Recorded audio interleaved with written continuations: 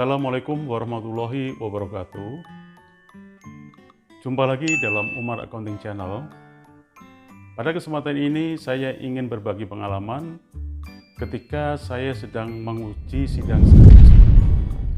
Tapi sebelum itu, saya mohon like, subscribe, dan share kepada teman-teman yang membutuhkan agar bermanfaat.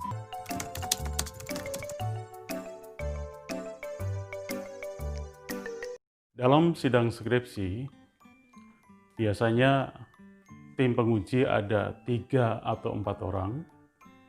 Yang pertama adalah sebagai ketua tim penguji, yang kedua adalah penguji pertama, dan penguji kedua. Penguji utama ini yang akan menentukan nilai dan akan memimpin dalam persidangan. Teman-teman sekalian, sidang skripsi ini biasanya menjadi salah satu masalah tersendiri bagi teman-teman mahasiswa yang ingin menyelesaikan studinya karena beban pikiran yang sangat berat, sehingga tidak jarang menjadi satu masalah yang sangat serius. Di antaranya misalnya bingung, kemudian banyak juga di antaranya yang sangat berat menghadapi ujian skripsi ini. Saya ingin memberikan pengalaman saya untuk melengkapi daripada pengetahuan teman-teman yang sudah banyak di channel-channel lain yang memberikan masukan, memberikan kiat-kiat, dan memberikan poin-poin pertanyaan yang akan diujikan. Biasanya di dalam sidang skripsi sudah masuk dalam pertanyaan-pertanyaan yang substansial. Artinya pertanyaan-pertanyaan pokok penelitian. Tapi juga tidak jarang juga dosen penguji yang menanyakan terkait dengan kenapa memilih judul, kemudian rumusan masalah, kemudian hipotesis. Menurut pandangan saya, sebenarnya untuk judul, kemudian rumusan masalah, dan hipotesis sudah dibahas dalam sidang proposal. Tapi yang namanya dosen penguji itu sah-sah saja mau menanyakan dari sisi yang mana. Tapi kalau saya pribadi, saya lebih suka langsung bertanya kepada hasil pengolahan dan pembahasan di bab 4. Misalnya seperti saya akan bertanya, apakah hipotesis dengan hasil pengolahan data, hasil pembahasan di bab 4 mendapat jawaban yang signifikan atau hasilnya signifikan? Kalau tidak, kenapa? Kalau iya, berapa tingkat signifikansinya? Sehingga hipotesisnya diterima. Kalau hasil pengujian atau teknik pengujian hasilnya adalah signifikan. Satu. Yang kedua, sebelum itu juga biasanya saya akan menanyakan, apakah data yang diuji atau yang diolah di pembahasan, datanya semuanya sudah valid atau sudah normal, ya. Dalam hal ini adalah misalnya dalam data kuantitatif, misalnya dengan uji regresi linear berganda misalnya. Apakah datanya sudah teruji terbebas dari heteroskopisitas misalnya. Kemudian datanya adalah normal atau normalitas dan validitas. Apakah terbebas dari multikolinearitas. Nah, kalau data-data ini semua sudah valid sehingga bisa diuji. Nah, pertanyaan lain lagi, misalnya berapakah tingkat signifikansi atau tingkat error yang menjadi dasar signifikansi? Biasanya kalau ilmu-ilmu sosial itu tingkat errornya adalah 0,05, Sehingga ketika hasil uji regresi linear berganda di bawah 0,05,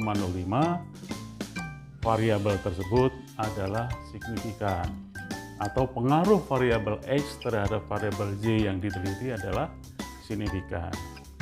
Sebaliknya kalau tidak signifikan, bagaimana dengan rumusan masalah yang dengan kaitannya dengan hipotesis bahwa contoh misalnya pengaruh laba akuntansi terhadap pajak PPh badan misalnya.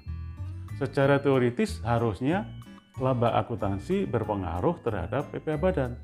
Tetapi ternyata dalam kenyataannya studi empiris setelah diolah di pembahasan di bab 4 hasilnya tidak signifikan.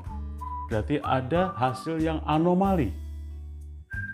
Nah, ini semua teman-teman, saya lebih suka membahas di substansi skripsi karena di sidang skripsi ini sudah pada materi pembahasan. Jadi, namun demikian juga biasanya dosen lain juga sah-sah saja kalau mereka menanyakan misalnya kenapa alasan saudara memilih judul, dan ini sudah banyak kiat-kiat ataupun tips-tips dari teman-teman dari channel yang lain. Saya berusaha untuk memaparkan dari pengalaman ketika saya sedang menguji skripsi. Kemudian pertanyaan yang lain biasanya di dosen penguji yang kedua, yang merupakan biasanya adalah dosen pembimbing Anda. Biasanya untuk pertanyaan ini kita bagi dalam 3 bagian. Yang pertama adalah dosen penguji 1, kemudian dosen penguji 2, dan ketua tim penguji. Nah, biasanya tim penguji 2 adalah lebih banyak ke tata tulis, misalnya bagaimana penulisan kalimatnya, apakah sudah sesuai dengan kaidah SPOK, subjek, predicate, objek, keterangan. Kemudian bagaimana menulis dalam istilah-istilah asing dengan cetak miring misalnya. Kemudian bagaimana cara penulisan ketika mengutip dari literatur atau buku. Bagaimana cara menulis ketika mengutip dari jurnal peneliti terdahulu. Dan seterusnya dan seterusnya. Nah, ini semua akan menjadi melengkapi apa yang menjadi kesiapan saudara, kesiapan Anda sekalian, kesiapan teman-teman pejuang skripsi, bahwa model-model pertanyaan sebenarnya bisa bervariasi, tergantung juga kompetensi dari dosen pengujinya. Kalau mungkin dosen pengujinya juga tidak begitu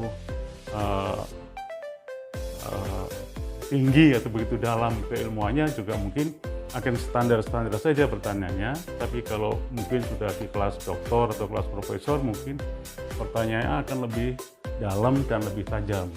Jadi hal ini harus diantisipasi ketika judul sudah, kemudian rumusan masalah sudah, tata tulis sudah. Jangan lupa, kenapa misalnya saya akan bertanya, kenapa grand teori, applicable teori, dan middle rank teorinya menggunakan teori ini misalnya. Anda harus siap menjawabnya.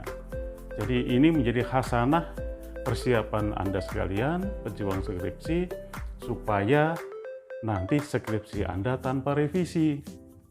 Jadi kalau semakin banyak menerima informasi dari beberapa sumber, misalnya ada yang memberi kiat 10 kiat dari mulai judul sampai ke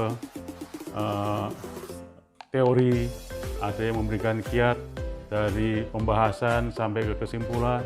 Semuanya harus Anda pelajarin. Ini hanya menambah khasanah pengetahuan Anda sekalian, sehingga akan menjadi mudah menjawab pertanyaan-pertanyaan Dewan Penguji, dan akhirnya skripsi Anda bebas dari revisi.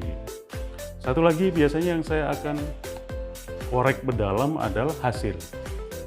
Bagaimana antara rumusan masalah dikaitkan dengan hipotesis dan hasil setelah pembahasan, kesimpulan Anda bagaimana?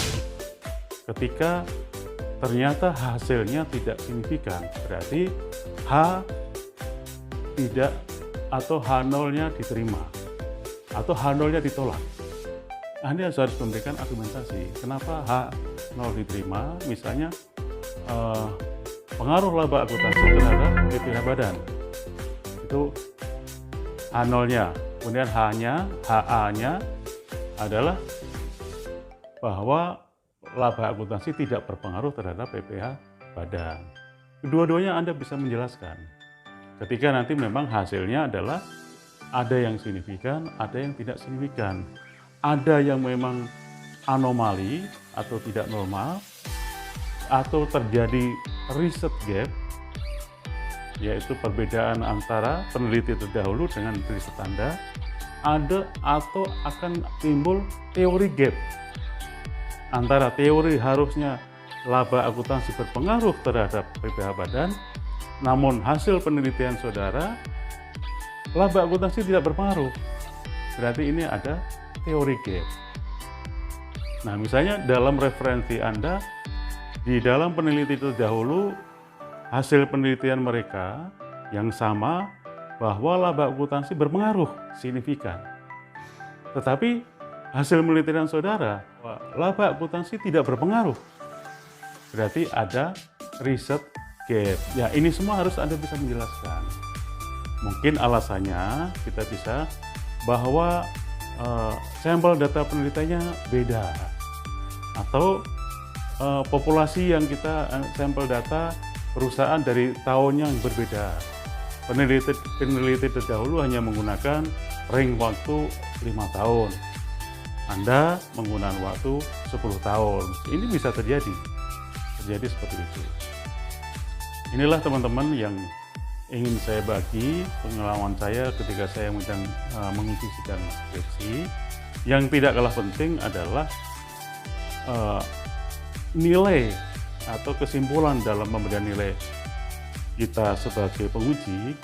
Kita juga akan mempertimbangkan, pertama adalah sikap dan attitude Anda ketika sedang sidang, kemudian bagaimana Anda memamparkan presentasi selama 10 menit di awal mengenai ringkasan skripsi Anda, dan bagaimana Anda bisa menjawab pertanyaan-pertanyaan dari dosen penguji dengan siap dan dengan terang benderang, dan ketiga dijawab dengan tenang dan tidak grogi, tidak putar pasi, dengan enjoy, ya.